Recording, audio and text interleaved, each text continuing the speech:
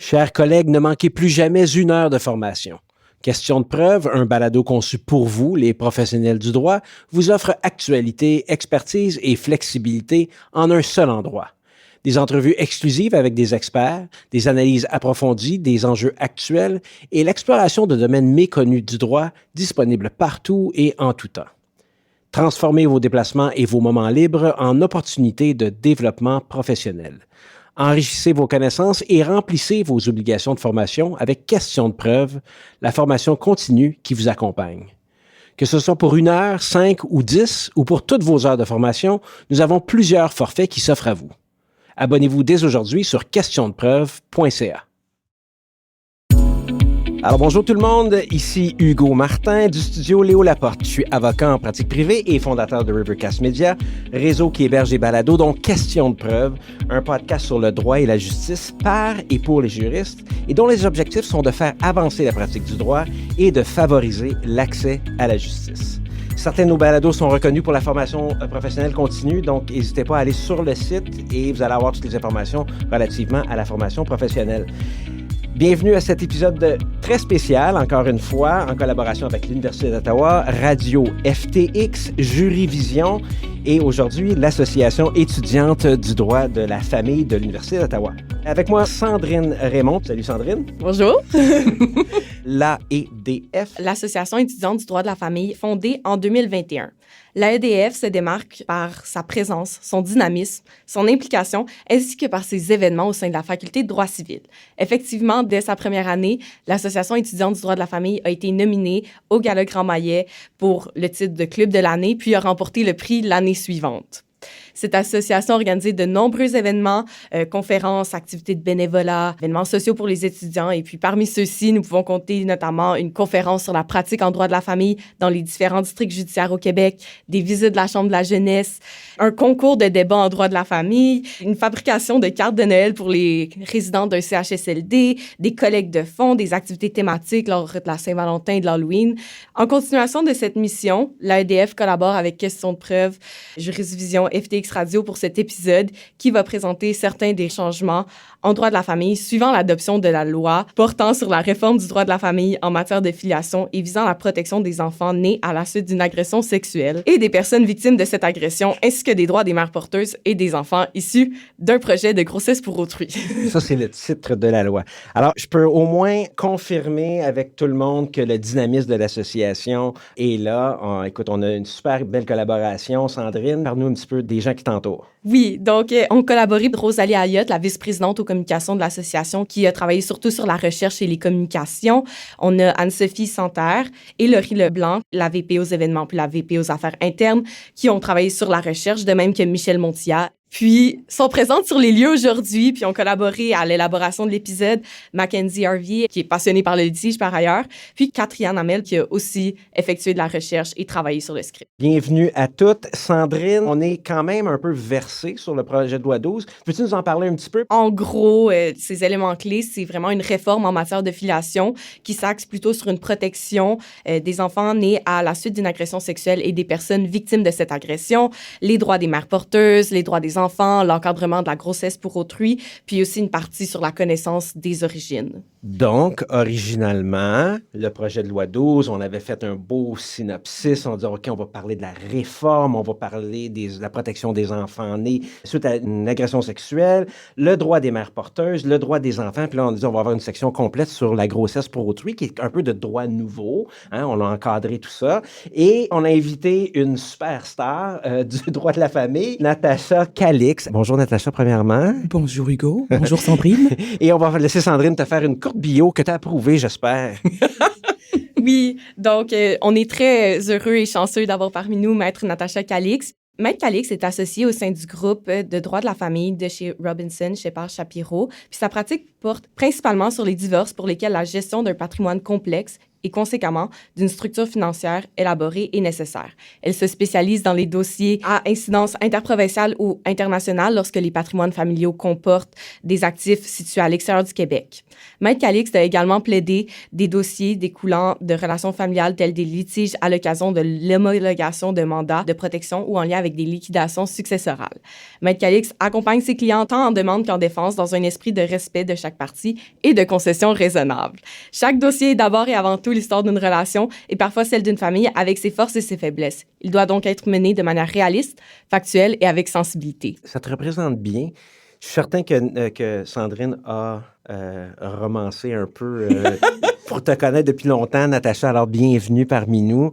Parle-nous, je comprends que Sandrine nous a expliqué un petit peu là, d'où tu viens et ce que tu fais, mais parle-nous un petit peu de ton parcours. Là. Je pense que c'est intéressant aussi de voir là, comment on se spécialise ou on se concentre notre pratique vers le droit de la famille. Et tu as raison, Hugo, c'est une vocation tardive, donc c'est une seconde carrière. Et j'ai eu un court passage en médias. J'ai travaillé au groupe TVA et j'ai réalisé que ce n'est pas ce que je voulais faire à long terme. Alors, suite à ce passage aux médias, je me disais, non, je crois que je veux réaliser le rêve de mon père, qui a toujours voulu avoir un enfant en droit. Alors, je me suis inscrite en droit. Et mon intention, toutefois, était de terminer mon bac, mais même pas d'aller au barreau. Au fur et à mesure, une chose menant à l'autre, je suis allée au barreau. Mais en allant au barreau, je me dirais, ah non, mais après ça, c'est terminé, là. Ou même, je me disais, je vous avoue, juste entre nous trois, d'accord, et personne qui nous écoute, j'étais persuadée que je passerais pas la première fois. Et j'ai passé. Grande surprise. Est-ce que c'était le syndrome de l'imposteur, déjà? Possiblement. Ceci me mène au stage. Mais puisque c'était une seconde carrière, et puisque j'étais beaucoup plus vieille que les autres, je me disais, il faudrait que je trouve un endroit où j'aurais une proximité avec mon maître de stage. Donc, je voulais pas me retrouver dans une structure où je ne serais personne et que j'aurais pas de ressources. Mais en même temps, je dis ça, mais qu'est-ce que je savais? Je savais absolument rien. Mais j'ai eu la chance, justement, de faire mon stage avec Richard Économie. C'était un cabinet boutique. Il y avait 3 avocats. Donc, j'étais vraiment à ces flancs-là. Je voyais absolument tout, je voyais tout. Donc, je voyais de la rencontre avec le client, de faire des photocopies, de facturer, d'aller à la cour, d'être en interrogatoire. Et c'est ainsi, lors d'un interrogatoire, je n'y attendais pas du tout, mais la partie adverse était représentée par des avocats de Robinson Shepard Shapiro qui ont remarqué quelque chose en moi et qui, à la fin du dossier, m'ont approché afin de me joindre à leur équipe, ce à quoi je ne m'attendais pas du tout. Et c'est ainsi que je suis devenue, j'ai joint les rangs de Robinson Shepard Shapiro. J'ai fait ma place, je me suis trouvée, j'ai évolué, je suis devenue associé junior, associé senior. On s'appelle maintenant le Dream Team. Non, vraiment, je suis très heureuse de ce parcours, mais je n'aurais jamais cru me rendre là. Ton quotidien, ça ressemble à quoi? Alors, mettons de côté la journée où je suis en procès, d'accord? Parce que là, je me présente à la cour, donc j'y passe toute la journée, ça c'est une chose. Mais une journée régulière, j'ai un plan pour la journée et je ne l'exécute pas. Je vous le dis d'avance. Soyez prêts, soyez prêtes, d'accord, à recevoir des curveballs à droite comme à gauche. On ne contrôle absolument rien. On contrôle par contre notre tempérament. Alors, je peux rencontrer de nouveaux clients. J'ai des appels à retourner. J'ai des parties adverses à qui je dois discuter. Ou même des fois, quelque peu se chamailler, négocier. Je peux rédiger aussi dans une journée. Et je vais voir mes collègues aussi pour avoir des conseils. Donc, la journée, vraiment, comme je vous dis, je peux la planifier, mais finalement, elle est complètement chamboulée. Donc, le time blocking, pour toi, ça ne change absolument rien. C'est quand même que tu dirais, j'ai 3 heures là, de crame dans un dossier complet, tu peux être dérangé 10 fois dans cette... Absolument, Okay. Ça peut arriver. La chose, toutefois, ce que j'essaie de vraiment garder strict, d'accord, pour éviter tous ces dérangements, c'est la gestion des courriels. Pour la gestion des courriels, je ne veux pas les regarder au fur et à mesure. Donc, je me prévois des moments précis et là, je prends tous mes courriels parce que sinon, à chaque fois que je lis un courriel, c'est une interruption de facilement 15 ou 20 minutes. Donc, c'est pas du tout efficace pour moi. Je comprends. En gros, c'est ça. C'est intéressant. Puis ce qui est intéressant aussi, c'est que tu as l'air à faire des veilles jurisprudentielles parce que, fort de notre préparation et de notre synopsis qu'on avait sur le projet de loi 12, tu envoies, il n'y a pas plus tard que 3 semaines, à Sandrine, qui avait quand même vu passer cette décision-là dans son LinkedIn, me dit-elle, une première décision sur, et là je vais dire le mot aliments, sur les aliments payés à une mère dont un enfant est né suite à une agression sexuelle. Et là, on a changé l'épisode au complet pour se concentrer sur cette décision-là. Sandrine, fais-nous une petite intro de la décision. Oui, donc l'inspiration du projet de loi 12, donc, ce qu'il faut savoir, c'est que ça vient d'un événement qui a été vraiment beaucoup dans l'actualité à l'été 2022. C'est une victime d'une agression sexuelle qui a été nommée fictivement Océane, qui a eu un enfant suivant cette agression-là. Elle a voulu garder cet enfant puisque ça lui donnait une nouvelle raison de s'accrocher à la vie. Elle n'a jamais voulu que l'enfant connaisse son géniteur, celui-ci était absent par ailleurs de sa vie. En avril 2022, son agresseur a déposé une demande devant la Cour supérieure pour qu'on lui reconnaisse son lien de filiation avec l'enfant. Puisqu'aucune loi ne lui empêchait de le faire, l'honorable juge Isabelle Germain de la Cour supérieure district de Saint-Maurice a ordonné un test d'ADN qui s'est avéré positif. L'agresseur, qui était emprisonné à l'époque, avait donc désormais le droit de s'impliquer dans la vie de l'enfant. C'est dans ce contexte qu'en février 2023, sensible à la situation d'Océane, le ministre Jolin Barrette s'est adressé à celle-ci pour lui annoncer le projet de loi 12 qui a vu le jour en mars 2023 et qui a été adopté au début de l'été 2023 et sanctionné le 6 juin 2023. Donc, le jugement a été rendu le 15 février 2024. Natacha, t'envoies à Sandrine le jugement. Et après quelques recherches, il semble qu'on serait les premiers à en parler. Donc, il y a eu quelques petits blogs, quelques petits résumés là, qu'on a réussi à identifier, Sandrine et moi, et avec ton équipe. Mais on parle du jugement du juge Carl Lachance dans l'affaire Droit de la famille 24188. Comme toujours, les notes de l'épisode vont contenir cette décision-là. Sandrine, si tu peux nous donner un peu l'historique du dossier. Donc là, on s'en va vraiment dans le crunch du dossier judiciaire. Il s'agit du cas d'Océane, en effet. Puis, factuellement parlant, comme je viens de le mentionner, le demandeur a agressé sexuellement la défendresse en 2019. Il est accusé, il plaide coupable, puis il est condamné à 63 mois d'emprisonnement. Donc, l'enfant est né de cette agression-là. Puis, le demandeur a déposé une action en reconnaissance de paternité. Puis là, il y a eu le jugement en avril 2022 qui ordonne le test d'ADN. La défendresse s'oppose personnellement et au nom de l'enfant en octobre 2023, donc après l'entrée en vigueur du projet de loi 12 en vertu de l'article 542.24 du Code civil du Québec et demande à déclarer le demandeur comme n'étant pas le père de l'enfant et réclame l'indemnité, la contribution globale à titre d'aliment de 72 638,64 $.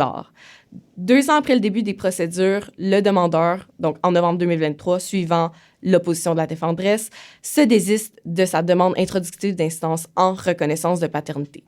Tout de suite après, la défendresse soumet une demande remodifiée, en fait, et recherche à faire déclarer par la Cour que le demandeur n'est pas le père de l'enfant et demande maintenant une contribution majorée à 90 870,78 $. Le procès commence en février 2024 et la défendresse augmente sa réclamation à 250 000 $. À ce moment, la défendresse demande aussi que le demandeur ne puisse pas redemander la filiation avec l'enfant puisqu'elle souhaite clore définitivement le dossier et mettre un terme à tout potentiel d'établissement dans le futur d'un lien de filiation. C'est quasiment une bombe qui a sauté en plein visage du demandeur qui, lui, commence la procédure. 542.24, tu l'as mentionné, là, l'enfant né d'une agression sexuelle peut s'opposer à ce qu'un lien de filiation soit établi entre lui et la personne ayant commis l'agression sexuelle, mais cette opposition ne l'empêche pas de réclamer ce lien de filiation. Là, évidemment, l'enfant est mineur, donc madame agit comme tuteur. Natacha, on ajoute quoi sur les faits de ce gentil monsieur? Sur les faits de ce gentil monsieur. Écoute, j'aurais même plutôt des questions parce que je me pose la question, quelles étaient ses réelles intentions lorsqu'il a déposé sa demande en reconnaissance de paternité? Il cherchait quoi exactement? Parce que c'est une chose il l'a agressé, il plaide coupable, il est en prison.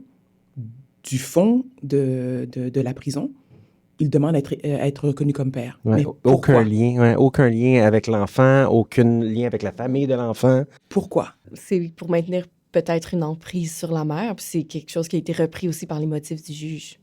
Parce que n'oublions pas que avec le lien de filiation, en étant père, il détiendrait avec la mère l'autorité parentale, ce qui lui donnerait énormément de pouvoir, même choix de garderie, permettre à madame de voyager, intervenir dans les décisions médicales.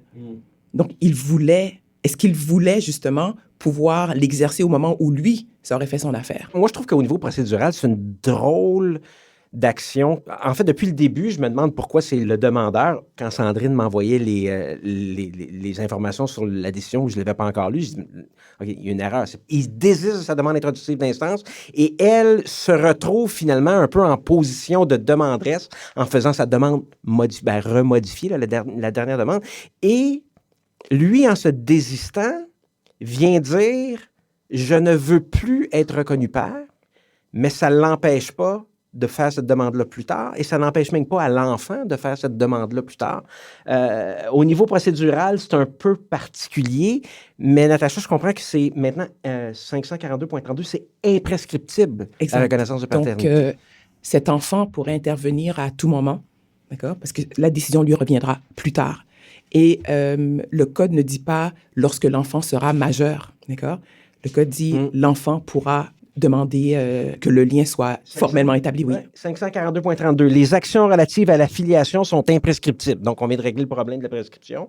En cas de décès de l'enfant, du père ou de la mère ou du parent de l'enfant, les héritiers doivent agir dans les 3 ans du décès sous peine de déchéance. Donc, pour faire reconnaître la filiation. C'est quand même particulier, mais c'est très bien pensé. Mais c'est particulier parce que, et là, je n'ai pas du tout la réponse parce que tout sort maintenant, là, mais dans l'éventualité d'un décès, d'accord? Le décès du père, du géniteur. Donc, à ce moment-là, quelle serait la démarche? Est-ce que le lien ADN doit être fait et là, par la suite, confirmer le lien de filiation et par la suite réclamer sa part? Je l'ignore. Je ne sais pas exactement comment ils veulent gérer ça. Mais évidemment, on vise surtout les situations où dans le cas du père qui mourrait, disons, qui meurt ab intestate, donc l'enfant pourrait hériter du père. Je pense que c'est un peu ça qui est... Sandrine, tu as peut-être une... C'est ça, dans le fond, c'est vraiment intéressant parce qu'il y a eu aussi des modifications dans le livre des successions, dans le Code civil. Je pense par ailleurs précisément pour ce dont on parle en ce moment, c'est l'article 658.1 qui dit même s'il y a absence d'un lien de filiation, donc c'est pas la succession ab intestate, l'enfant qui est issu d'une agression sexuelle peut hériter. Puis là, on parle ici dans un cas, comme on disait tout à l'heure, c'est un enfant mineur, donc la tutrice, aujourd'hui, c'est la mère qui exerce, disons, ces droits-là et qui fait ces demandes-là. Sandrine faisait des recherches, elle parlait de l'intention du législateur dans 542.24 et l'intention du législateur était de permettre à l'enfant de s'opposer à l'établissement d'un lien de filiation en cas d'agression sexuelle et permettre aux victimes et à l'enfant issu de cette agression de ne pas vivre le même calvaire que la défendresse. Donc, c'est vraiment pour éviter que la filiation soit demandée et attribuée au père. Ce qui est une bonne chose, c'est juste au niveau légal, ça nous fait penser à plein de choses qu'on n'est pas habitué. Non. Le juge dit bien que l'opposition de l'enfant ne devrait pas se limiter au seul cas où il y a une demande de filiation pendante, sinon la mère aurait une épée de Damoclès sur sa tête et vivrait dans le doute de recevoir une demande de reconnaissance de paternité. Mais le juge dit bien, puis c'est ça que tu nous disais aussi tout à l'heure, Natacha, X, donc l'enfant, pourra toujours, s'il le souhaite et y voit des avantages, demander au tribunal d'établir la filiation. Laisser le choix à l'agresseur de revenir à la charge est contraire à l'intérêt de la justice. On va parler de l'intérêt de la justice, 33 du Code civil du Québec, selon toutes les circonstances révélées en preuve. Donc, la loi permet autant de contester la filiation que de demander la filiation. C'est quand même assez... particulier que demander d'établir la filiation d'un père qui aurait agressé sa mère. Mais bon, c'est assez particulier. J'aimerais ça qu'on fasse un petit détour là, au niveau du désistement, Natacha. C'est une question d'emprise. Le père demande la filiation. La mère s'oppose. Elle s'est même opposée, d'ailleurs, au test d'ADN. Hein. Elle dit, non, je ne veux pas qu'il y ait de test d'ADN, mais le juge l'a ordonné quand même. Elle s'y est conformée. Ça a démontré que le demandeur, dans ce cas-là, était père de l'enfant. Et la raison pour laquelle elle s'est opposée et il l'a obtenu quand même, c'est que cette loi-là n'existait toujours pas à ce moment-là. Donc, là, on est rendu là. Maintenant que ça ne fonctionne plus vraiment comme il voulait, parce qu'elle s'est retournée de bord et elle a demandé 70 000 $. Ce que je trouvais, je pense que Natacha, on s'en est parlé rapidement, je trouvais que c'était vraiment peu, la première demande, vraiment peu. Maintenant que ça ne fonctionne pas vraiment comme il veut, il se désiste. Et là, le juge, moi, je pensais que c'était pour être un peu une gymnastique intellectuelle ou légale que le juge aurait appliquée, alors que non, la Cour d'appel s'était penchée sur ce sujet-là d'un désistement qui est non applicable. C'est pas parce que tu désistes que c'est terminé. Et c'est ça que le juge a décidé là-dedans. Le tribunal possède la discrétion judiciaire pour invalider un désistement afin de permettre l'opposition de l'enfant. Donc, il l'a appliqué dans ce cas-là directement. Le désistement n'est pas opposable à la mère. Le désistement causera un préjudice, donc c'est pour ça que ce n'est pas automatique et la Cour a exercé sa discrétion. Parce que n'oublions pas, et peut-être juste que l'on revoit à quel moment il dépose son désistement. Un peu tard. Oui, mais justement, à quel moment? C'est après l'entrée en vigueur de la loi. Mm-hmm. Parce que là, il sait qu'il est exposé à une pénalité un peu, là. Voilà, donc une contribution, Mm-hmm. d'accord? C'est à ce moment-là qu'il se désiste. Donc, c'est très clair ce qu'il tente de faire. C'est pas qu'il essaie d'amoindrir les problèmes, là. C'est pas qu'il essaie de trouver une solution. Non, non, non. Tu as raison, Natacha. Le moment du désistement était quand même drôlement choisi, comme tu dis, après l'adoption de la loi, parce qu'il sait qu'il est un peu dans le trouble. Exactement. Et donc, son intention, clairement, c'est d'éviter d'avoir à respecter l'obligation et l'ordonnance qui va être rendue contre lui, là. Le juge Lachance dit bien, là, je pense que c'est là que ça m'a fait vraiment ouvrir l'esprit sur le fait qu'il refuse un désistement. Il dit, le dépôt d'une demande en justice fait naître des droits en faveur de la partie adverse. Donc, le fait qu'il a déposé son action a fait naître des droits pour madame, et ces droits ne cessent pas du fait d'un désistement s'il cause préjudice. C'est ce que tu nous dis. Les avocats en demande ont quand même fait, disons, preuve d'assez d'imagination. Le demandeur, en se désistant, il plaide juste « je ne m'oppose plus ». Puis l'objectif, c'est pour pouvoir revenir un jour de demander l'établissement d'un lien de filiation et refaire le débat au détriment de la santé mentale de la mère. Le juge dit bien ça. Tu sais, donc, je ne m'oppose plus. C'est comme, je suis rendu d'accord. Écoute, c'est assez particulier. Donc, je ne m'oppose plus à la défense de madame, là. Et maintenir le statu quo avec cette crainte que le demandeur revienne à la charge crée le préjudice que tu nous disais. Le désistement est stratégique et de mauvaise foi, dit le juge Lachance. Et d'ailleurs, le demandeur plaide, la demande en réclamation de paternité ne crée pas de droit pour la mère et que le désistement est bon. Évidemment, le juge n'est pas d'accord avec ça. La Cour qui rappelle qu'il y a plusieurs décisions des tribunaux qui rendent inopposables des désistements causant préjudice. Le désistement n'est pas un droit absolu. Un bon rappel. Oui, tout à fait, parce que, tu sais, évidemment, c'est la partie où j'ai commencé à geeker out un peu, parce que, bon, le droit familial, c'est un peu moins mon bag. Cependant, quand on regarde la partie désistement au niveau procédural seulement, ça nous est tous arrivé assez souvent de se désister d'un dossier, mais souvent dans le cadre d'un règlement. Et là, c'est pas dans le cadre d'un règlement. Je pense qu'il a voulu se sauver avec quelque chose. Exact, parce que si le désistement est fait dans le but de remettre en cause la compétence de la Cour et esquiver une demande d'une autre partie, la Cour d'appel a déjà conclu à plusieurs reprises qu'une telle manœuvre est abusive et déconsidère l'administration de la justice. Il ne faut pas déconsidérer l'administration de la justice, on le sait tous. Ce résultat ne peut pas être atteint lorsque la procédure dont on veut se désister est elle-même source de dommages. C'est ça. Donc, il a créé un droit pour la mère en faisant sa demande introductive d'instance. Le juge dit que retenir les prétentions des appelants, dans le cas de la Cour d'appel, là, que tu nous disais tout à l'heure, là, je me souviens plus c'est quoi la décision, on va la mettre dans les notes de l'épisode, là, mais il dit « Retenir les prétentions des appelants équivaudrait à sanctionner leur abus du système judiciaire. » Donc, sanctionner leur conduite équivaudrait à encourager l'abus de procédure et compte tenu du but inadmissible du désistement, le juge a raison de l'écarter. Donc, ça, c'est la Cour d'appel, pas dans notre cas à nous autres, mais c'est sur ça que le juge Lachance s'est basé pour arriver à dire que, bon, ton désistement est abusif, puis je ne l'accepte pas. C'est comme, au niveau juridique, c'est comme un peu une explosion dans ma tête, là, mais je peux tout à fait comprendre là, la question de préjudice, là, puis je pense que ça s'applique plus encore en familial, là, quand je dirais en commercial, nécessairement. Mais surtout dans ce cas-ci, parce que nous aussi, en familial, il peut y avoir des désistements lorsqu'on arrive à une entente. Parce que tu vois, on introduit une demande de divorce, blablabla. Par la suite, la partie adverse présente sa défense et demande reconventionnelle. Mais si le tout se termine par une entente, donc il devra y avoir désistement de la demande reconventionnelle.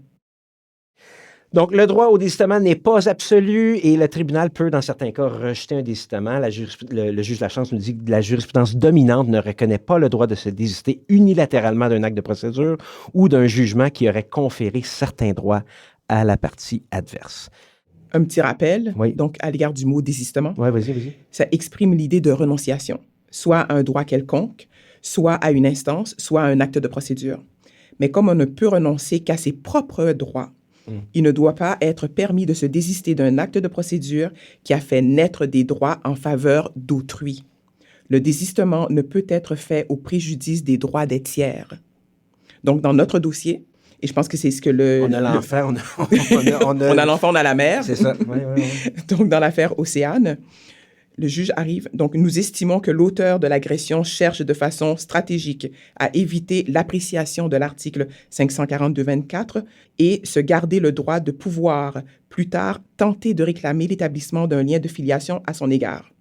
Il sait fort probablement que la demande en réclamation de paternité est imprescriptible au sens de l'article 542.32 du Code civil du Québec. Il est gentil, le juge. Il sait fort probablement. Voilà. Il sait. Oui, mais n'oublions pas que plus tôt, il a écrit de mauvaise foi. Oui, c'est ça. Oui, c'est vrai. 542.24, là, je rappelle tout le monde, là, parce que c'est vraiment de droit nouveau, puis c'est le fun de voir un peu là, une application directe. L'enfant issu d'une agression sexuelle peut s'opposer à ce qu'un lien de filiation soit établi entre lui et la personne qui a commis l'agression. Son opposition ne l'empêche pas de réclamer un tel lien de filiation. 542.32, les actions relatives à la filiation sont imprescriptibles. D'un côté comme de l'autre. Puis, pour renchérir, le juge Lachance le dit bien au paragraphe 81 et 82 du jugement, on ne peut pas cautionner ni tolérer que l'agresseur utilise une technique procédurale pour réchapper à une issue défavorable dans l'espoir de se reprendre plus tard. C'est vraiment l'essence du jugement. Puis la manière d'agir est contraire à l'article 19, alinéa 2 du Code de procédure civile, qui énonce qu'il ne faut pas agir de manière à nuire à autrui ou d'aller à l'encontre des exigences de la bonne foi. 19, la bonne foi, 33, l'intérêt. Justement. Les standards. Alors, la loi vise le meilleur intérêt de l'enfant et à lui offrir une stabilité. La santé mentale de la mère cadre avec la coupure du lien avec l'agresseur. Amener l'agresseur dans sa vie la déstabiliserait. La loi vise à protéger les victimes et à ne pas conserver des droits à l'agresseur. Dans son meilleur intérêt, au sens de l'article 33 du Code civil du Québec, il a droit, l'enfant, a droit à une quiétude et paix d'esprit. Mais sa mère également. C'était déjà dans l'esprit lorsqu'on plaide et lorsqu'il y a des décisions qui doivent être prises. Donc, il y avait déjà, je ne l'appellerais pas un mouvement, mais c'était déjà dans l'esprit. Ça fait beaucoup de sens. L'intérêt de l'enfant vient, entre autres, avec la paix d'esprit de la mère, parce que ça fait du sens. Mais comme tu dis, là, il y a un juge qui l'a écrit. Voilà. Okay. Ils ont refait leur vie. On parle de madame et l'enfant. Ils ont droit à la tranquillité et à la paix judiciaire. L'article 33 du Code civil du Québec mentionne que les décisions concernant l'enfant doivent être prises dans son intérêt et le respect de ses droits, tout en tenant compte, entre autres, de la présence de violences sexuelles. La Cour suprême du Canada dit que le tribunal a le devoir de veiller à la protection des intérêts de l'enfant. Ça, c'est... On va mettre les notes. Là. Moi, je ne connaissais pas ça du tout, mais 1987. Là. Donc, c'est correct, là, c'est établi. Là. C'est clair. Là. Et tu sais quoi, juste un petit aparté, il y a eu une époque où, lorsque il y avait de la violence conjugale dans une famille, les juges demandaient, mais est-ce que la violence a été envers l'enfant ou simplement la conjointe? Donc, si l'enfant n'avait pas été victime lui-même, d'accord, physiquement de cette violence, et c'est comme s'il y avait une abstraction de cette notion de violence, de ce contexte dans lequel l'enfant avait été élevé. Alors que maintenant, justement, parce qu'il y a une modification aussi à la loi sur le divorce, pour que ce contexte de violence conjugale, sans que l'enfant n'ait été touché physiquement, doit être pris en considération lorsqu'il s'agit d'établir le temps de garde de chacun des parents. Ça fait beaucoup de temps. Oui, parce que c'est pas un élément, c'est pas l'élément d'une équation qu'on ne fait que retirer, que ça disparaît, là. Oui, puis je crois aussi que ça vient un peu avec le concept de violence familiale et pas juste conjugale. Puis c'est aussi de protéger mieux les enfants, donc vraiment militer envers leur intérêt, si je ne m'abuse. C'est exactement ça, Sandrine. C'est un test. Ça donne une autre vision du droit finalement, on ne veille pas juste aussi aux intérêts financiers d'un ou de l'autre. Quand tu es en contrat ou quand tu es en recouvrement, ben, c'est comme qui va payer quoi. Là. Mais là, ici, on est au-delà de ça parce qu'il y a une raison qui est extra-contractuelle là, qui s'applique. Puis je trouve ça vraiment, vraiment intéressant. Normalement, quand on regarde le temps, c'est le moment de prendre la pause. Mais on ne prendra pas de pause tout de suite, si vous me permettez, parce que je pense que c'est important de parler, Natacha, puis peut-être que, tu sais, on a des notes quand même, là, les paragraphes 86, 87 et 88 là, de la décision. On est à peu près à la ligne 31 là, de notre synopsis. C'est quoi les motifs de s'opposer à la filiation? Là, je comprends là, qu'on a un agresseur, aucune relation avec l'enfant, aucun cadeau, aucune relation avec la famille, il est en prison. Mais c'est quoi les motifs de madame ou de l'enfant de s'opposer à la filiation? Puis le juge en parle un peu parce qu'il y a eu des expertises, il y a eu un paquet de choses. Donc, il y a une raison de faire ça. Là, on comprend que de base, c'est un père terrible. Donc, la preuve découlant du témoignage de la défendresse et des expertises produites démontre de façon prépondérante que le demandeur ne doit pas pouvoir obtenir ni solliciter le statut de père de X dans le meilleur intérêt de ce dernier, considérant les actes très graves et violents commis ayant des répercussions sur la mère et l'enfant, ses antécédents criminels, sa délinquance, le risque de récidive et sa personnalité. Donc, des motifs graves et l'intérêt supérieur de X commandent d'en arriver à cette conclusion. Le demandeur n'est pas digne d'être reconnu comme le père de l'enfant. Est-ce que c'est nouveau, Natacha? Ou tu aurais fait la même affaire, tu aurais fait une expertise quand même? Là, je comprends que la loi n'existait pas quand l'action a été prise, mais tu aurais fait la même chose, tu aurais fait expertiser tout ça pour dire, écoute, c'est carrément un père indigne. C'est le père. On n'avait pas la loi à cette époque-là. Donc, afin de montrer, de présenter une preuve plus solide, et non pas se limiter à une preuve reliée simplement au témoignage de madame au niveau de ce qu'elle voit, ses émotions et ses perceptions. C'est sûr que la présence d'un expert, je ne retirais pas ça de la possibilité. Je veux dire, c'est une option, là. Parce que ce n'est pas un cas de déchéance d'autorité parentale. Non. C'est un cas de « il n'est pas père aux yeux de la loi ». C'est ça, c'est une autre étape, là. C'est au-delà de la déchéance d'autorité parentale. Donc, parce qu'on veut vraiment couper le tout à la case 1. Parce que la déchéance d'autorité parentale... Il est encore père. Il est encore père. Alors que là, on ne veut pas le titre de père. On ne veut pas que le lien de filiation soit reconnu. Donc, probablement, je ne peux pas te dire que pour sûr, mais probablement que, justement, la présence de cet expert était nécessaire. Puisque la loi, maintenant, est en vigueur, je ne crois pas qu'une expertise pour démontrer que ce ne serait pas dans l'intérêt de l'enfant que le lien de filiation soit établi, soit nécessaire. Je crois que cette expertise était un élément qu'ils utilisaient avant que la loi n'entre en vigueur. Mais je ne crois pas que ce soit nécessaire maintenant. Puis maintenant que ça dit, l'enfant issu d'une agression sexuelle peut s'opposer à ce qu'un lien de filiation soit établi. En fait, non, c'est vraiment 552.24. Il faut une agression sexuelle. Exact. Ouais, oui. Sandrine, c'est 90, hein? C'est dans 90 du jugement, là, je pense, quand on parle de... Même s'il n'y a pas de motif. Hein. C'est ça. Donc, c'est le paragraphe 90 qui dit textuellement, même si cet article ne précise pas les motifs permettant d'accueillir l'opposition, l'article 33, Code civil du Québec, nous fournit des pistes pour nous guider. Puis, le juge renchérit, à notre avis, l'intérêt de l'enfant ne milite clairement pas en faveur de lui imposer un père qui a violé sa mère. Ouais. Je crois que ça, c'est clair. Oui, c'est ça. L'intérêt de l'enfant, c'est supérieur. Puis si on poursuit encore plus en détail, le juge détaille l'intérêt de X, l'enfant, ne lui impose pas d'avoir un père avec des antécédents judiciaires en matière de violence sexuelle, soit 2 agressions sexuelles et des antécédents judiciaires de violence, soit voie de fait, délit de fuite, voie de fait par étouffement, menace, sans oublier ceux pour omission de se conformer à une condition d'une promesse pour comparaître et manquement à se conformer à une ordonnance. Puis le paragraphe 96, l'intérêt supérieur de l'enfant va aussi dans le sens de ne pas créer un lien avec une personne à haut risque de récidive, ce qui pourrait avoir des conséquences sur sa santé et son mieux-être en faisant entrer un tel individu dans sa vie. Appeal proof en disant ça. Mais tu vois, tout à l'heure, si je ne me trompe pas, tu posais la question si jamais, dans un cas de figure où l'enfant est né, la famille est là, donc est-ce que les motifs sont présents pour, revenir en arrière? Ouais. Donc, rétroagir et demander de mettre fin à ce lien de filiation. Ouais. je ne crois pas que ce soit une question de fin de filiation, mais plutôt, avec les critères qui sont là, une déchéance d'autorité parentale. Cette option demeure là. Mais dans un autre ordre d'idée un petit peu, quand je regarde l'article 542.29 qui dit que pour l'application des articles 542.22 et 542.24, l'agression sexuelle peut notamment être prouvée par la production d'un jugement qui en reconnaît l'existence. Sauf que ça peut être un jugement criminel, un jugement civil. Mais là, notamment, ça veut dire qu'il y a d'autres moyens de preuve. Puis qu'est-ce qu'il y en est? Parce qu'on sait qu'il y a beaucoup de victimes d'agressions sexuelles qui n'ont jamais justice. Donc, il y a le chiffre noir de la criminalité, donc les victimes qui portent jamais plainte. Mais il y a aussi celles qui y a une procédure, puis l'agresseur n'est pas reconnu coupable par manque de preuves ou autre chose. Mais comment est-ce qu'on fait pour ces cas-là? Donc, pour généraliser, pour sortir de la décision? Qu'est-ce que vous en pensez? Bien, 542.29, c'est toutes les questions de preuve. Ça, c'est mon paragraphe 34 du synopsis, ou ma ligne 34. Preuve, plaidoyer de culpabilité au criminel et les experts psychologues.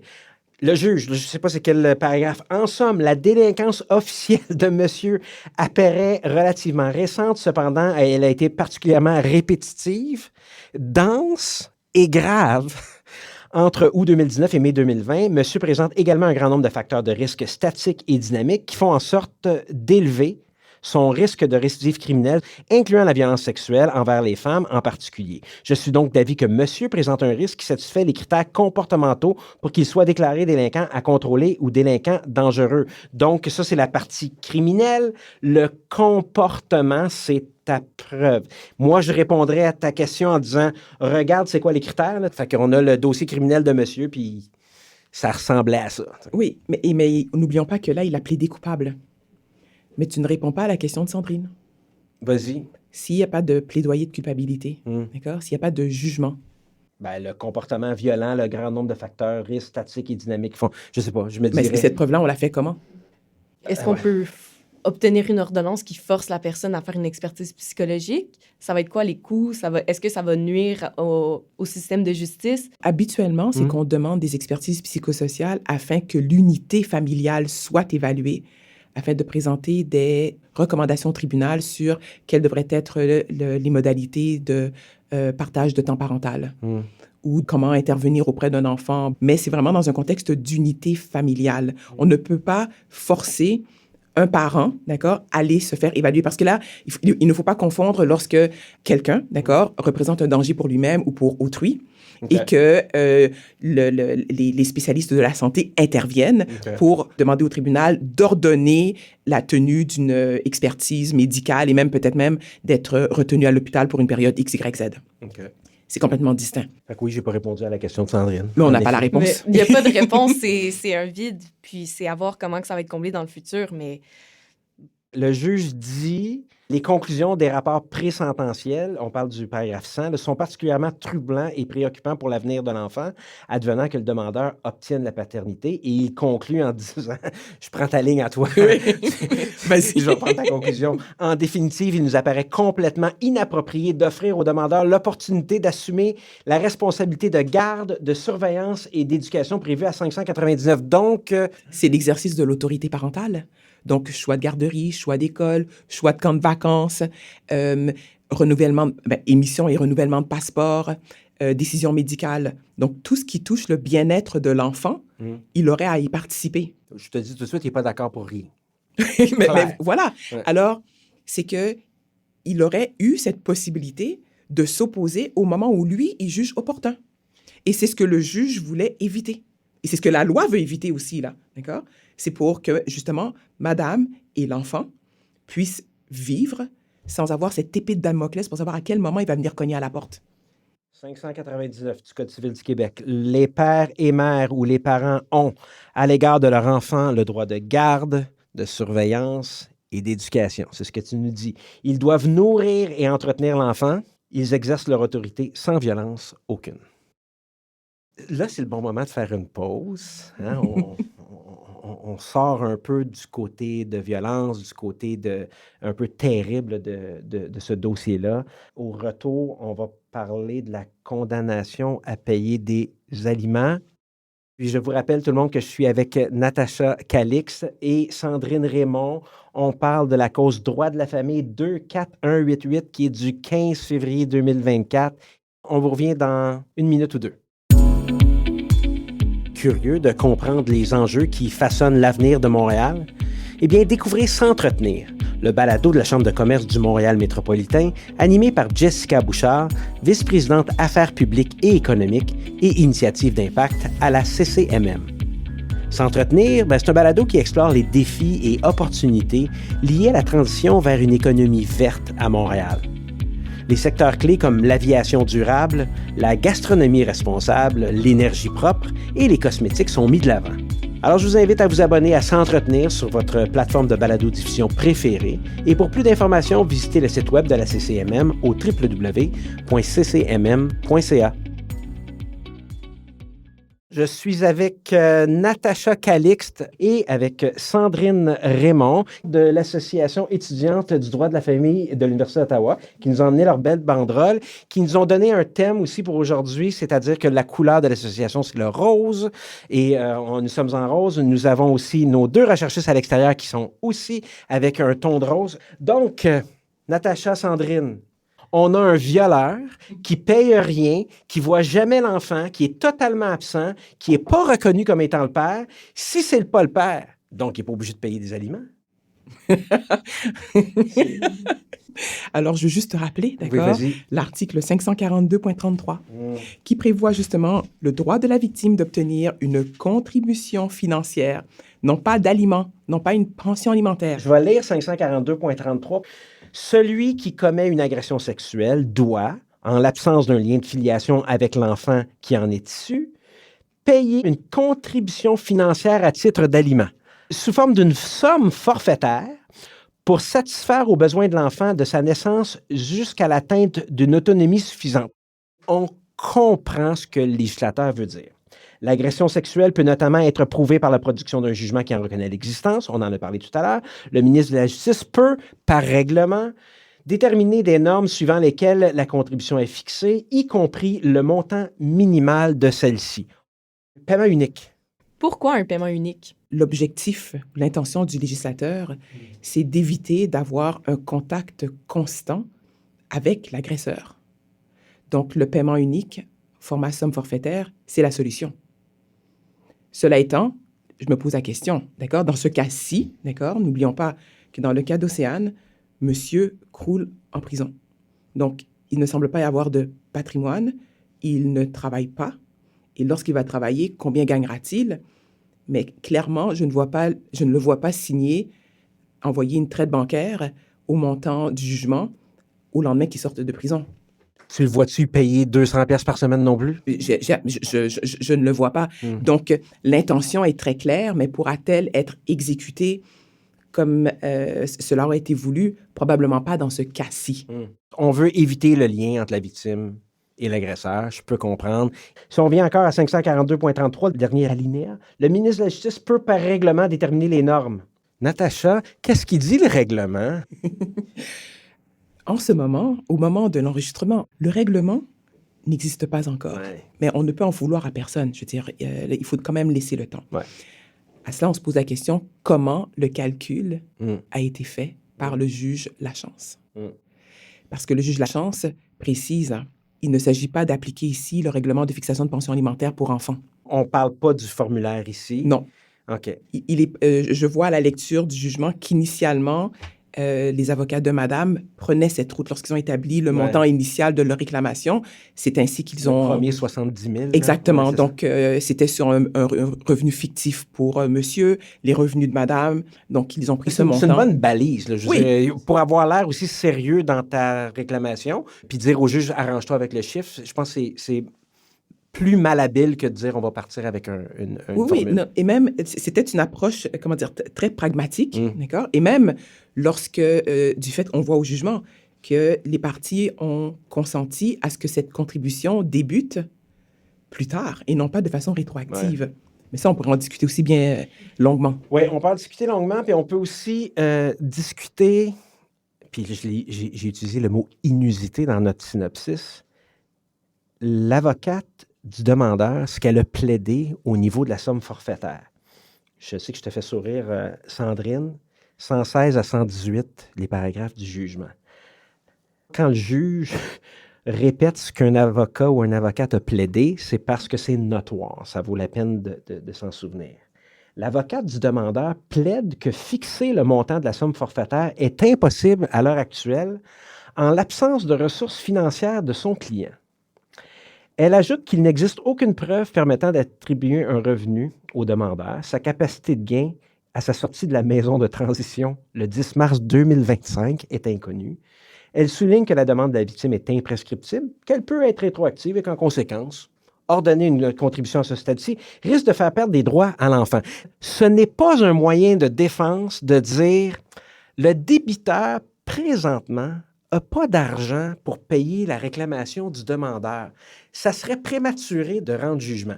Moi, c'est ce que je lis, là, impossible à l'heure actuelle en l'absence de ressources financières. On ne peut pas calculer sa capacité de gain. Ce n'est pas dans la loi. La loi se dit attribuer une somme forfaitaire pour subvenir, je paraphrase, aux besoins de l'enfant. Mais clairement, Natacha et Sandrine, ce n'est pas une défense de dire j'ai pas d'argent, donc attribue pas de montant. Et ce n'est pas une question de défendre cette approche, mais n'oublions pas que c'est du droit nouveau. Et là, c'était du droit nouveau pour tout le monde dans la salle de cours. Ouais. Okay? Et il y a quand même une influence de plusieurs décennies de fixation de pension alimentaire pour enfants. Donc, ouais. ils sont imprégnés de ça. Ouais, ouais. Donc, le schème de pensée est imprégné de cela.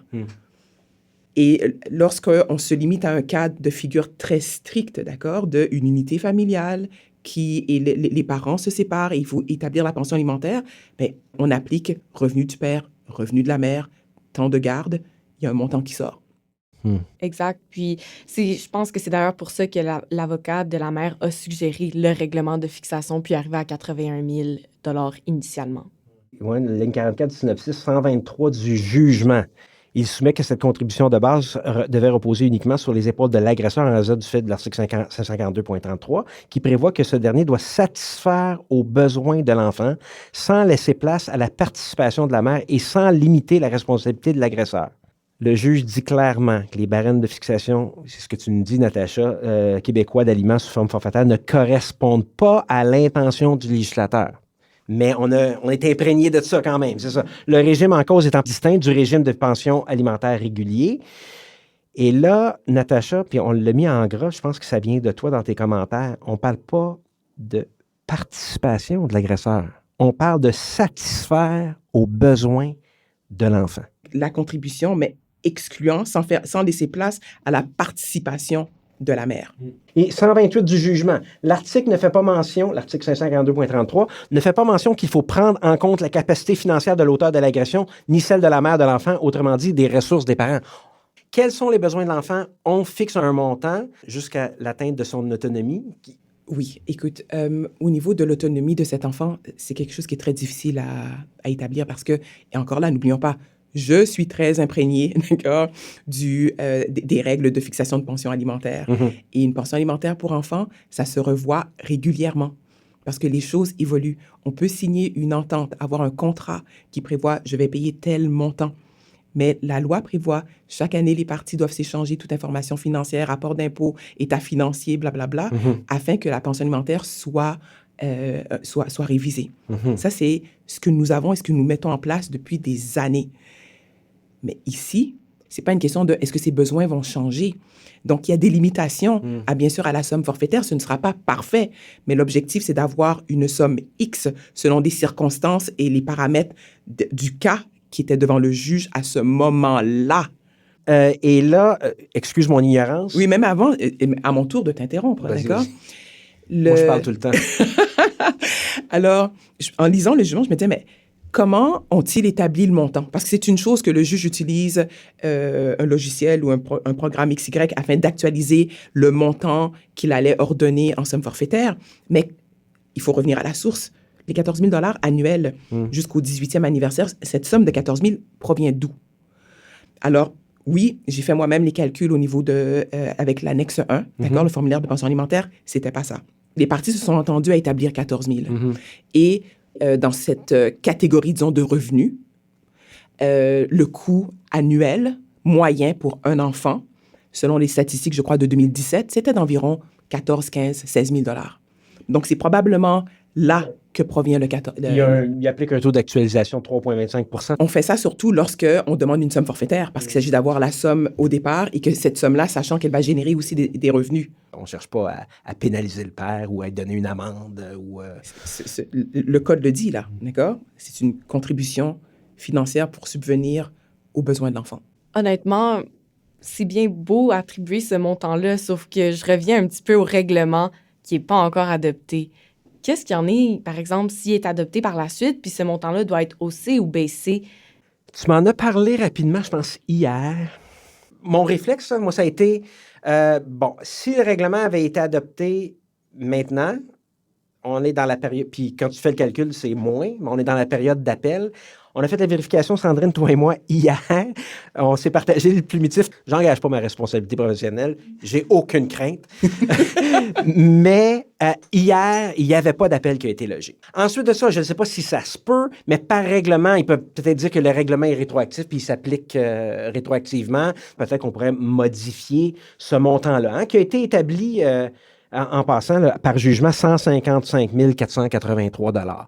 J'imagine qu'il aurait pu aller en appel si le règlement était sorti maintenant. J'imagine que le règlement pourrait prévoir une application rétroactive, mais le juge, c'est pas ça qu'il nous dit. Le juge nous dit même que c'est révisable à la hausse. Le paragraphe 136, Okay. donc la première phrase, comme le permettent les articles 542.34 et 542.37, cette somme pourra être majorée, advenant l'adoption pour le ministre de la Justice d'un règlement fixant les normes suivant lesquelles la contribution est fixée ou si un changement important survient dans les besoins de l'enfant. Puis après ça, on répète, cette demande pour satisfaire les besoins de l'enfant est imprescriptible. L'élément principal, ce sont les besoins de cet enfant. Et les besoins de cet enfant peuvent évoluer avec le temps. Ça, c'est une des choses. On peut faire tous les deals commerciaux, d'accord? Même dans un contexte de divorce, d'accord? On va régler la question de la maison, on va vendre nos actions, on va liquider X, Y, Z. Ça, c'est une transaction. Tout ce qui concerne les enfants, ce n'est pas une transaction. Parce que justement, la vie change, les choses évoluent et les besoins des enfants évoluent. Donc, c'est pour ça qu'il y a cette possibilité d'aller à la hausse. Cette somme pourrait être majorée. Écoute, il n'y a pas laissé de place à une diminution de ce montant-là. Non, c'est dans l'éventualité aussi, justement, si le règlement est beaucoup plus généreux. Parce que si les paramètres du règlement, qui auraient dû être appliqués, mais qui ne pouvaient être appliqués parce qu'ils n'existaient pas, c'est ainsi qu'il y a cette mesure de sécurité dans l'intérêt de l'enfant.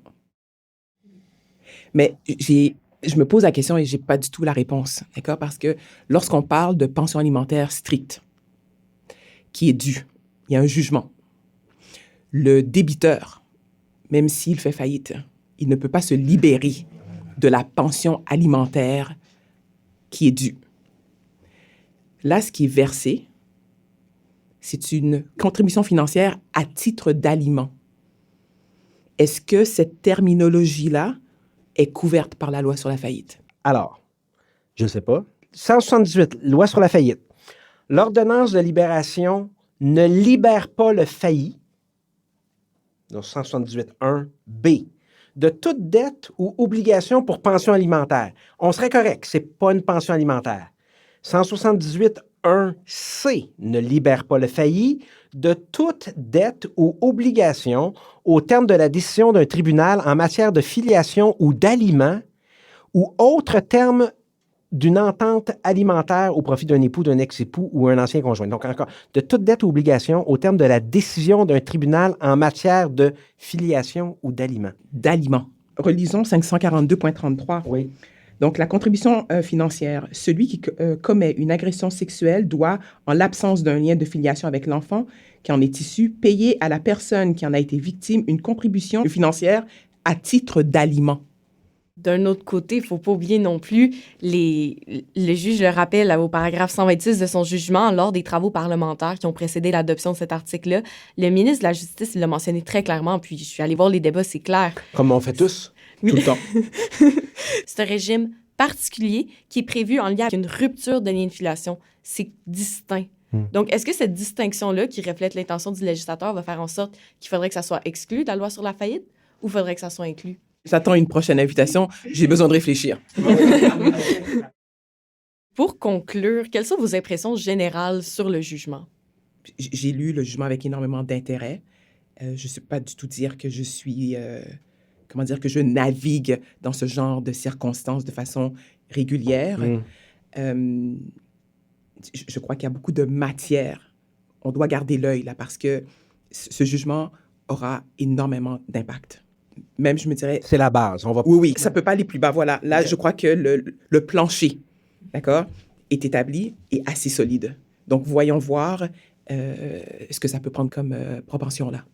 Je te repose la question. Toi, ton équipe, nos recherchistes, c'est quoi vos impressions sur cette décision-là à titre de jeune juriste? Bien, c'est sûr que de manière générale, quand la décision a été rendue, personnellement, je l'ai lu plusieurs fois, puis mon équipe, on l'a tous lu et tenu en compte, puis c'est vraiment, c'est très intéressant parce que c'est du droit nouveau. Puis aussi, il ne faut pas oublier que le projet de loi 12, il a été déposé en mars 2023, adopté quelques mois plus tard seulement. C'est des articles qui sont très longs, qui sortent un peu du cadre du Code civil du Québec, puis je l'ai soulevé tantôt. Mais s'il n'y a pas de jugement, si on applique de manière plus générale ces dispositions-là, j'ai hâte de voir l'interprétation des tribunaux personnellement parce que le cadre est fixe et précis. Est-ce que les dispositions sont assez générales pour bel et bien protéger, respecter l'objectif du projet de loi qui est de protéger les droits des enfants et des personnes qui sont victimes d'agressions sexuelles? Mais nous n'oublions pas le mot « notamment » au niveau de la preuve qui doit être présentée. Mais j'espère qu'on ne va pas ouvrir encore une autre porte à la non-dénonciation. Mm-hmm. Je suis certaine que vous avez déjà vu ce graphique-là. C'est toutes les personnes qui ont subi une agression sexuelle, les personnes qui font une plainte, les personnes pour qui la plainte se rend à la cour, puis les personnes qui ont une déclaration de culpabilité. Ce schéma n'est pas... c'est pas glorieux, là. Je rappelle aux auditeurs, par exemple, que le projet de loi 12, c'est aussi d'autres choses. Hein. On regarde vite, là, qu'on n'a pas discuté ici, peut-être qu'on en ferait, mais notamment la gestation pour autrui, les mères porteuses, qui désormais est maintenant encadrée par le Code civil du Québec et qui est plus nul de nullité absolue. C'était le temps de moderniser cet aspect-là. Donc, le projet de loi 12, c'est tout ça. On va prendre une courte pause et là, on revient avec ce que les gens aiment plus entendre, puis ce qui est le plus difficile pour tous mes invités, c'est l'outil du praticien. On est dans ma section favorite. Vas-y, Sandrine, c'est ta ligne. Donc, à tous les épisodes, Hugo Martin demande à ses invités un outil, un item, une application, un ouvrage, n'importe quoi qui est incontournable dans votre vie professionnelle. Pour vous, Maître Calixte, qu'est-ce qui est nécessaire dans votre pratique et qui pourrait peut-être être un truc pour nous quand on va commencer à pratiquer? Je ne sais pas si ce sera un truc pour vous lorsque vous allez pratiquer, d'accord? Mais pour moi, c'est 3 écrans d'ordinateur et du gourou. C'est ma recette. Avec le temps, d'accord, les divulgations financières, j'ai des milliers de pages d'états financiers, de relevés bancaires, XYZ. Avant, tout était sur mon bureau, c'était éparpillé. Mais maintenant, j'ai besoin des écrans, là, pour faire des liens et voir, l'argent transite de telle manière et tout et tout. Donc, j'ai besoin de 3 écrans. Ça, c'est exceptionnel. Le 2 écrans, c'est rendu du standard. 3 écrans, je dois dire. Je suis rendu à 3, exactement. Okay. D'accord? Donc, comme un 45 pouces, non? Non, parce que... Non. J'avais pensé avoir un grand écran, d'accord, et avoir différentes fenêtres. Non. J'ai besoin de savoir que, je passe de un à l'autre. C'est vrai. Et d'ailleurs, tu vois que je porte les lunettes, d'accord, parce que du jour au lendemain, la presbytie m'a frappé. C'est bien cool, là, les 3 écrans, puis l'équipe, mais moi, c'est Gourou, Red Bull. C'est quoi? Qu'est-ce qui arrive? J'ai pas parlé de Red Bull. Okay, moi, je dis Gourou. Donc, oui. Le drink québécois, premièrement. C'est quoi? Soi-disant organique. Oui. C'est quoi le... Je ne bois pas de café. Ah, OK. Je ne bois pas de café et ça m'aide. Non, c'est ça. Non, j'en ai besoin. Sérieux, ça me fait du bien. J'aime le goût, d'accord? Okay. Et ça me donne l'impression que mes cellules fonctionnent mieux. Mais Natacha, moi, il y avait quelque chose d'autre qui m'intéressait. Tu m'as quand même dit que le lien avec ton équipe était super important. Oui. Et que vous organisiez des journées thématiques peut-être une fois par mois. C'est pas la journée thématique ou le thème qui m'intéresse, mais c'est quelque chose que dans votre cabinet, c'est un peu le team building, c'est quoi? C'est pas au cabinet, mais c'est notre département en droit de la famille. Okay. D'accord? Tu vois, en ce moment, je crois que nous sommes 11 maintenant et nous travaillons tous très fort. Mm-hmm. Et on n'a pas toujours le temps d'aller luncher ensemble, on n'a pas toujours le temps de faire des 5 à 7, mais on passe beaucoup de temps au bureau. Mm-hmm. Alors, pour justement rire ensemble et favoriser la cohésion et le team building, justement, c'est qu'on a des thèmes vestimentaires. J'envoie un message à l'équipe pour dire, OK, demain, opération jaune. Tout le monde doit porter du jaune. Je m'en fous d'où ça vient, qu'est-ce que c'est. Tout le monde doit porter du jaune. C'est juste chouette. Et on prend des photos, on rit, on trouve ça drôle. Et on inclut même les adjointes là-dedans. Ce qui me tient, d'accord, au-delà de tous les outils, blablabla, et le gourou, ça, c'est au niveau de ma performance de tous les jours, là, pour faciliter mon travail. Au niveau de ma santé mentale, d'accord, de mon bien-être mental, c'est le tennis. Parce que lorsque j'arrive sur le court, d'accord, tout ce qui compte, c'est la balle. C'est que je me concentre sur ce que je dois faire sur la balle. Rien d'autre n'existe. J'ai pas de montre qui est en train de me dire que j'ai un courriel qui rentre, mon téléphone est dans le casier. Tout s'arrête. Mais on parle comme ça à 20 ans de pratique ou 25 ans ou 26 ans de pratique. Sandrine, là, je vais vous demander à vous, parle-nous un peu de l'outil de l'étudiante. Je pense que tu as parlé avec tes collègues aussi là-dessus. Oui, donc il y a 2 personnes de l'association qui ont suggéré des outils du praticien. Que pour ce qui est de Rosalie Ayotte, c'est vraiment ses surligneurs pastels qui l'aident à mettre les éléments importants en évidence dans son code civil ou dans ses décisions. C'est aussi agréable d'avoir des belles couleurs dans ces choses quand on étudie. Puis pour ce qui est de Michel Montilla, son agenda papier qui est un outil essentiel. Puis je pense qu'Atriane aussi, elle en avait un. Viens nous voir, on va faire rentrer Catherine. Viens jaser avec nous. Elle était toute sage de l'autre côté. Donc, en fait, mon outil, c'est ma pochette d'ordinateur, mais ce que je trouve vraiment pratique, c'est en fait que je peux, en fait, surélever mon ordinateur. Donc, à la place d'avoir mon support puis tout le temps, tu sais, j'ai pas besoin de traîner tout ça, dans le fond. Donc, tout simplement, j'ai un peu d'élévation, puis c'est portatif, donc c'est super agréable pour aller en cours et tout. Pratique. Je dirais que c'est mon outil, oui. Merci beaucoup, Catherine. D'avoir reçu. Il était tout sage à l'extérieur. Mais oui. Les outils qui sont un peu technologiques, c'est souvent des choses qui sont anodines. Pour continuer un petit peu dans la ligne de bien-être, ce que je fais à chaque jour, c'est que je m'assure de prendre 30 minutes, 1 heure pour faire tout sauf du droit.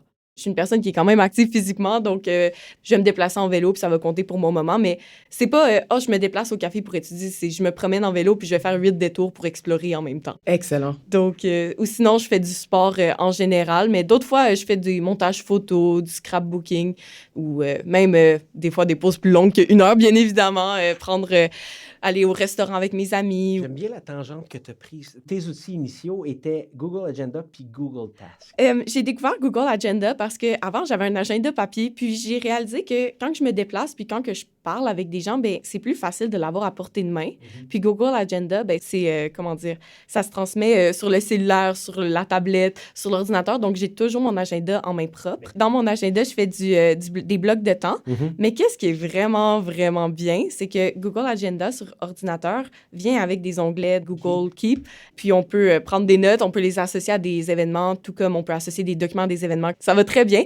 Mais moi, je me sers de Task pour mettre des échéanciers dans mon agenda. Par exemple, j'ai un travail à remettre, puis je vais mettre dans mon agenda telle date, puis je le mets dans une couleur spécifique, donc je vais bien le voir et pas le manquer.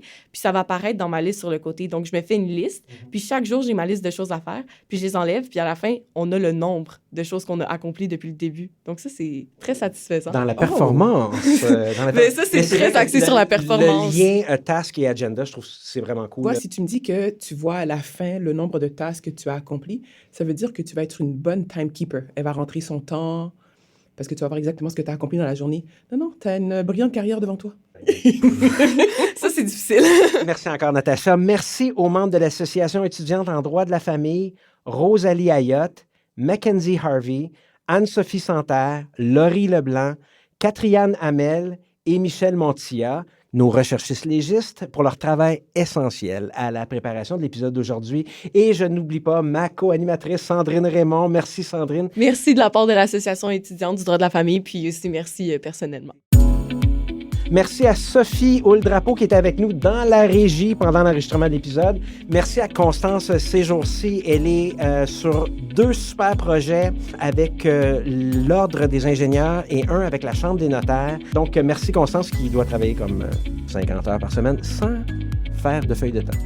Pour nos auditeurs qui veulent recevoir une attestation de formation pour cet épisode, le mot-clé sera Lachance, comme le juge Carl Lachance, donc Lachance. Rendez-vous dans la section formation continue du site rivercastmedia.com pour les détails, mais il y aura aussi, comme toujours, un lien dans les notes de l'épisode. Abonnez-vous à Question de preuve sur Apple Podcasts, YouTube, Spotify, n'importe quelle application de balado. Moi, j'utilise Pocket Cast, c'est excellent. On est aussi sur Amazon Music ou Amazon Podcast. Pour les utilisateurs d'iPhone, il paraît que Castro, l'application de Castro, est excellente. Évaluez-nous sur Apple Podcasts et Spotify, c'est bon pour nous autres. Il y a très peu de balados en français, c'est bon pour nos chiffres. À l'animation aujourd'hui, c'était moi et Sandrine Raymond, notre co-animatrice ou notre invitée par excellence, Natacha Calix. Idée originale, réalisation et montage, c'est moi, Hugo Martin. À l'équipement audio, Sergio Travaglione de Musique Redouane. À la recherche, on avait toute l'équipe de l'Association des étudiantes et étudiants en droit de la famille. À la prise de son, à l'édition audio et à l'aide à la réalisation, on a Sophie Houle-Drapeau. À la gestion, au marketing, à la direction générale, on a Constance Saint-Pierre. Ce podcast est une production de Rivercast Media SA et rappelez-vous, tout est question de preuve. Chers auditeurs, préparez-vous à explorer l'histoire canadienne comme jamais auparavant. Laissez-moi vous présenter 49 degrés Nord, le balado narré par l'acteur et réalisateur Marcel Simoneau, qui plonge au cœur des moments méconnus, des personnages oubliés et des événements marquants qui ont façonné le Canada. Saviez-vous que la création du Nunavut a été le premier changement majeur à la carte politique canadienne en plus de 50 ans? Eh bien, 49 degrés Nord explore en profondeur cet événement historique en vous révélant les dessous de la création de ce territoire unique et son importance pour le peuple inuit. Terre-Neuve a déjà fait faillite avant de se joindre au Canada. 49 degrés Nord vous révèle cette histoire. Découvrez aussi le destin fascinant de Lucy Maud Montgomery, l'auteur d'Anne, la maison au pignon vert. Explorez les origines de l'OTAN et le rôle impactant du Canada sur la scène internationale. Penchez-vous sur l'origine de la loi canadienne sur le droit d'auteur, ses particularités, ses points forts et ses faiblesses, sujet tout à fait pertinent pour les auditeurs de Questions de preuve. 49 degrés Nord, c'est le balado qui vous amène au-delà des faits connus, à la découverte des personnes, des lieux et des événements qui ont véritablement façonné la nation canadienne. Rendez-vous sur le site 49-n.ca pour en savoir plus et abonnez-vous dès aujourd'hui à 49 degrés Nord sur votre plateforme de balado préférée et embarquez avec nous pour un voyage captivant dans l'histoire du Canada.